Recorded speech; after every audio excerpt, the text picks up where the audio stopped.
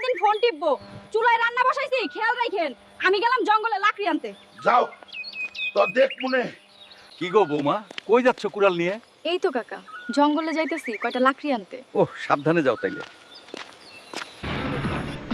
সুন্দরী একটা মাল পাইছি, জঙ্গলে যাইতাছে, হাতে কুড়াল নিয়ে। জলদি যা তোরা জঙ্গলে।